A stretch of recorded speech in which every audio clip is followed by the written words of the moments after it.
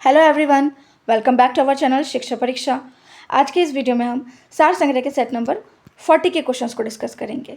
इससे पहले लगभग हमने 39 सेट्स जो हैं कंप्लीट कर चुके हैं, जिसके सारे ही वीडियोस आप हमारे डिस्क्रिप्शन बॉक्स से लिंक प्राप्त कर सकते हैं। वहां से आप पता कर सकते हैं कि किस प्रकार से क्वेश्चन हमने वहाँ पे डिस्कस किए हैं और आने वाले एग्ज़ाम में किस प्रकार से क्वेश्चन पूछे जाते हैं। ये सभी चीज़ें आपको हमारे यूट्यूब चैनल शिक्षा परीक्षा से जानकारी मिल सकती है। अगर आपको अपने लाइफ में एग्ज़ाम में सक्सेस चाहिए तो यहाँ फॉलो कीजिए और सारे ही क्वेश्चंस को अटेंड कीजिए ताकि आपके एग्ज़ाम में आपको सफलता मिल सके।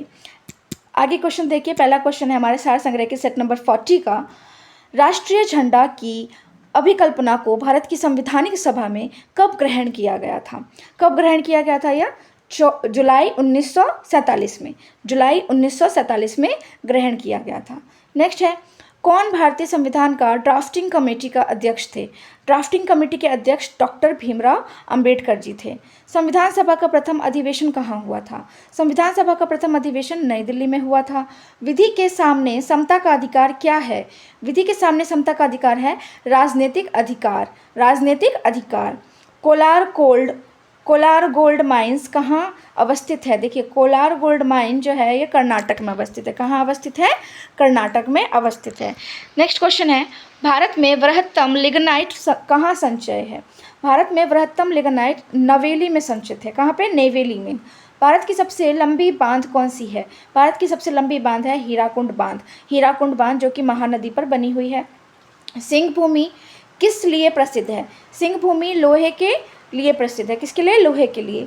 सोन किसकी सहायक नदी है? यह गंगा की सहायक नदी है। किस नदी पर सबसे लंबा सड़क सेतु है? गंगा नदी पर सबसे लंबा सड़क सेतु है। पंचायती राज संस्था का एक त्रिसोपान संरचना को मान्यता किस कमेटी द्वारा दिया गया है? बलवंत राय मेहता कमेटी द्वारा दिया गया है। नेक्स्ट है, पंचायती राज की त्रिसोपान प्रणाली का प्राथमिक भाग क्या है? तो इसका क्या है? ग्राम पंचायत। नेक्स्ट क्वेश्चन है, 1975 का 36वां संवैधानिक संशोधन सिक्किम को क्या बनवाया था? क्या बनाया था? भारत का 22वां राज्य बनाया गया था।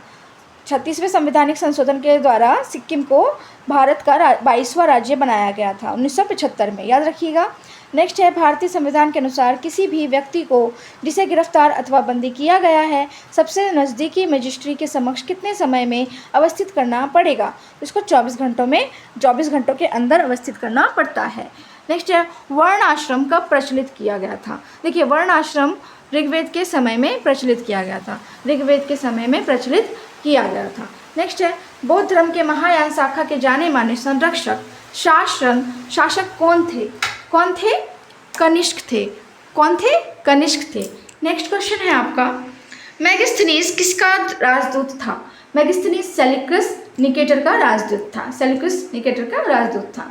नेक्स्ट है, अपने शिलालेखों में अशोक को किस नाम से उल्लेख किया गया था? तो अशोक ने अपने शिलालेखों में किस नाम से उल्लेख किया था? प्रियदर्शी, देव नाम प्रियदर्शी के नाम से उल्लेख किया था।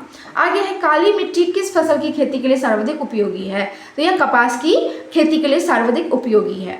ग्रैंड ट्रक सड़क कहाँ है? तो ये ग्रैंड ट्रक सड़क अमृतसर एवं कोलकाता के बीच है। देखिए, अमृतसर और कोलकाता के रास्ते को जो जोड़ती है वह कौन सी है? ग्रैंड ट्रक सड़क है। नेक्स्ट है, भारत में ऊर्जा उत्पादन का प्रमुख स्रोत क्या है? भारत में ऊर्जा उत्पादन का प्रमुख स्रोत कोयला है। वैदिक काल के भारत में यातायात के प्रमुख साधन क्या थे? यातायात के प्रमुख साधन थे बैलगाड़ी। क्या थे? बैलगाड़ी थे। इसके अलावा यहाँ पे नेक्स्ट क्वेश्चन है आपका, 1857 के सिपाही विद्रोह असफल होने का क्या कारण था? देखिए, 1857 का सिपाही विद्रोह असफल होने का कारण क्या था? कि अप्रभावी संगठन और एकता की कमी। उस समय एकता की कमी थी जिस वजह से सिपाही विद्रोह असफल हुआ था। नेक्स्ट है, कौन अपने राज्य को दिल्ली से आगरा स्थानांतरित किया था? देखिए, किसने अपनी राजधानी को दिल्ली से आगरा स्थानांतरित किया था? तो वह थे सिकंदर लोदी थे। नेक्स्ट है, किस लड़ाई में हुमायूं अंत में हार गया था जिसके कारण उसे निर्वासन लेना पड़ा था? देखिए, कौन सा युद्ध था जिसमें हुमायूं अंत में हारा था? तो वह था कन्नौज का युद्ध, कन्नौज की लड़ाई। नेक्स्ट है, किसके द्वारा गांधी जी ने हिंदुओं के मध्य उत्पन्न होने वाली मनमुटाव को रोकने की कोशिश की थी? तो ये पूना समझौता, पूना समझौता के द्वारा गांधी जी ने हिंदुओं के मध्य उत्पन्न होने वाली मनमुटाव को रोकने की कोशिश की थी। सती प्रथा को समाप्त करने में प्रमुख धर्म युद्ध किसने किया था? देखिए, सती प्रथा को समाप्त करने में राजा राम मोहन रॉय का सबसे बड़ा हाथ है। राजा राम मोहन रॉय ने लॉर्ड विलियम बेंटिक के साथ मिलकर के सती प्रथा का अंत करने की संपूर्ण कोशिश की थी और हुआ भी है। नेक्स्ट है, वॉलीबॉल के एक दल में कितने खिलाड़ी होते हैं? वॉलीबॉल के एक दल में कुल 6 खिलाड़ी होते हैं। सिंधु घाटी की प्राचीनतम गोदी बाड़ा कहाँ स्थित है? प्राचीनतम गोदी बाड़ा लोथल में स्थित है। कहाँ पे स्थित है? लोथल में। नेक्स्ट है, भारत से अंग्रेजों को प्राप्त होने वाली व्यापार की प्राथमिक वस्तु कौन सी है? तो यह कैलिको है। क्या है? कैलिको। नालंदा में अवस्थित भारतीय विश्वविद्यालय में फाइहान किसके शासनकाल के दौरान आया था? तो ये फाइहान थे चीनी यात्री वो चंद्रगुप्त विक्रमादित्य के शासनकाल में आए थे। फाइहान चीनी यात्री जो हैं चंद्रगुप्त विक्रमादित्य के शासनकाल में आए थे। नेक्स्ट है, किस में रक्त नहीं है लेकिन श्वसन करता है? तो यह है हाइड्रा। हाइड्रा एक प्रकार का जीव है जिसमें रक्त तो नहीं होता लेकिन वह श्वसन प्रक्रिया करता है। नेक्स्ट है, मानव शरीर के किस अंग का भाग कॉर्निया है? देखिए, कॉर्निया जो है यह आँख के अंग का भाग है। मानव शरीर में कितनी हड्डियां होती हैं? मानव शरीर में लगभग कुल 206 हड्डियां होती हैं। कुल 206 हड्डियां होती हैं मानव शरीर में। शरीर में हीमोग्लोबिन का कार्य क्या होता है? देखिए, शरीर में हीमोग्लोबिन का कार्य क्या है? ऑक्सीजन का यातायात। ऑक्सीजन का यातायात। कौन रक्तवर्णक केचुए में उपस्थित है? केचुए में उपस्थित कौन सा रक्तवर्णक है? हीमोग्लोबिन। हीमोग्लोबिन पाया जाता है। नेक्स्ट क्वेश्चन है, लेग्यूमिनस पौधे के मूल के न्यूडल्स में पाए जाने वाले नाइट्रोजन स्थिरीकरण जीवाणु क्या है? तो यह एक सिम्बायोटिक है। क्या है? सिम्बायोटिक है। कौन एक जीवित कोशिका में कोशिकांगों का कार्य ऊर्जा घर है? देखिए, माइटोकॉन्ड्रिया है। Mitochondria is known as the power house of the cell. Mitochondria को कोशिकांगों का कार्य ऊर्जा घर कहा जाता है। नेक्स्ट है, कौन पादप कोशिका में पाई जाती है लेकिन जंतु कोशिका में नहीं पाई जाती? देखिए, पादप कोशिका में, प्लांट सेल में पाए जाने वाले कोशिकांग बताने हैं यहाँ पे। तो ये प्लास्टिड है जो कि पादप कोशिका में पाए जाते हैं। प्लास्टिड एवं कोशिका भित्ति केवल पादप कोशिका में ही पाए जाते हैं लेकिन जंतु कोशिका में नहीं पाए जाते हैं। नेक्स्ट है, केंद्रक को सबसे प्रथम किसने खोजा एवं नाम दिया था? तो केंद्रक को सबसे प्रथम रॉबर्ट ब्राउन ने खोजा था। किसने? रॉबर्ट ब्राउन ने। कौन एक पौधे का संतुलित उर्वरक है? तो कौन एक पौधे का संतुलित उर्वरक है? वनस्पतिक खाद। वनस्पतिक खाद जो है पौधे का एक संतुलित उर्वरक है। कौन सा फल मधुमेह का रोगी आसानी से खा सकता है? तो अमरूद। अमरूद, अगर मधुमेह किसी को है, डायबिटीज़ है, तो वो अमरूद खाने से कोई कुछ परेशानी नहीं होती है। हमारे भोजन के संरचनात्मक खाद्य क्या हैं? देखिए, संरचनात्मक खाद्य क्या है? विटामिन एवं खनिज हैं। क्या है? विटामिन एवं खनिज हैं। इसी के साथ और वीडियो हमारा और क्वेश्चन है यहाँ पे, पीलिया किसको प्रभावित करता है? देखिए, पीलिया जो है यकृत को प्रभावित करता है, लिवर को प्रभावित करता है। नेक्स्ट है, संघनन क्या है? संघनन वाष्प का द्रव में बदलना। वाष्प का द्रव में बदलना एक प्रक्रिया है जिसको हम संघनन कहते हैं। लोहे का मोर्चा लगना क्या है? लोहे का मोर्चा लगना एक ऑक्सीकरण प्रक्रिया है। क्या है? ऑक्सीकरण प्रक्रिया। प्रकाश संश्लेषण क्या है? प्रकाश संश्लेषण एक ऊष्माशोषी प्रक्रम है। एक ऊष्माशोषी प्रक्रम है। लोहे के चूर्ण एवं बालू के एक मिश्रण को किस प्रक्रिया द्वारा अलग कर सकते हैं? तो लोहे के चूर्ण एवं बालू के मिश्रण को चुंबकीय पृथक्करण करके अलग किया जा सकता है। नेक्स्ट है, दहन एक प्रक्रम है जिसमें क्या होता है? दहन एक प्रक्रिया है जिसमें ताप और प्रकाश दोनों उत्पन्न होते हैं। हम लोग किस जाति के हैं? हम लोग होमोसेपियंस से हैं। ठीक है, होमोसेपियंस बायोलॉजिकल नेम है ह्यूमंस का, होमोसेपियंस। नेक्स्ट है, कौन प्राकृतिक वर्ण के सिद्धांतों का प्रस्तुत करता है? प्रस्तुतकर्ता कौन है प्राकृतिक वर्ण के सिद्धांत का?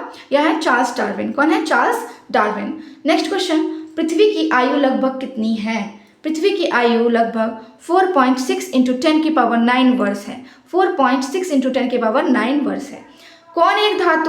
कौन एक विद्युत का सबसे अच्छा चालक? देखिए, कौन सा एक धातु है या कौन सी कोई सब्सटेंस है जो विद्युत का सबसे अच्छा चालक है? तो वह है समुद्री जल।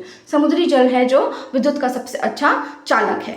कौन सा गैस आग बुझाने में काम आता है? तो कार्बन डाइऑक्साइड, CO2 गैस जो है आग बुझाने में काम आती है। नेक्स्ट है, कौन तत्व सभी अम्लों के लिए सामान्य है?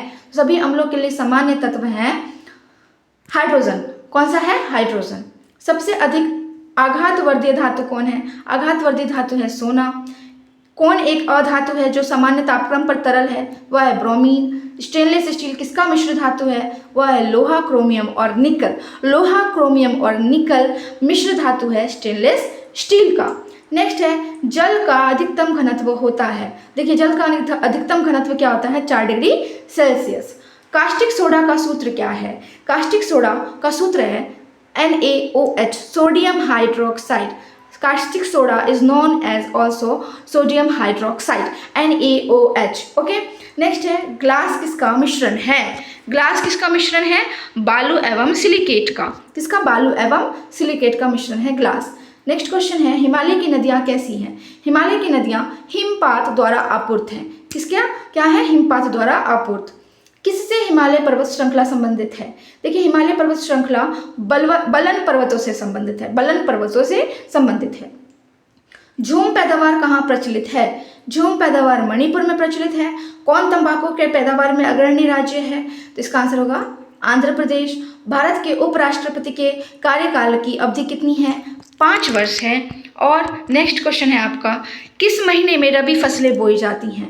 देखिए रबी फसलें जो हैं आपकी नवंबर महीने में बोई जाती हैं। राज्यसभा के अधिवेशनों की अध्यक्षता कौन करता है? राज्यसभा के अधिवेशनों की अध्यक्षता उपराष्ट्रपति करते हैं। भारत में प्रेस की आज़ादी को कौन प्रदान करता है? भारत में प्रेस की आज़ादी को भारतीय संविधान प्रदान करता है। अच्छा ये भी आप कमेंट में कीजिए कि प्रेस की आज़ादी कौन से अनुच्छेद में है? किस अनुच्छेद में प्रेस की आज़ादी की चर्चा की गई है? अनुच्छेद यहाँ पे कमेंट कीजिए जल्दी से। नेक्स्ट क्वेश्चन है किस उपकरण के द्वारा पनडुब्बी से एक नाविक समुद्री सतह के ऊपर की वस्तुओं को देख सकता है? तो वह है परिदर्शी। परिदर्शी जो है समुद्री सतह के ऊपर की वस्तुओं को देख सकता है। रेल पटरियों में फिश प्लेट का व्यवहार क्या होता है? रेल पटरियों में फिश प्लेट का व्यवहार डिब्बे के चक्कों को मार्गदर्शन करना होता है। सूर्य प्रकाश के स्पेक्ट्रम में कितने रंग होते हैं? देखिए सूर्य प्रकाश के स्पेक्ट्रम में कुल 7 रंग होते हैं और वो 7 रंग को हम कैसे याद करते हैं? वेबेग्योर के द्वारा याद करते हैं।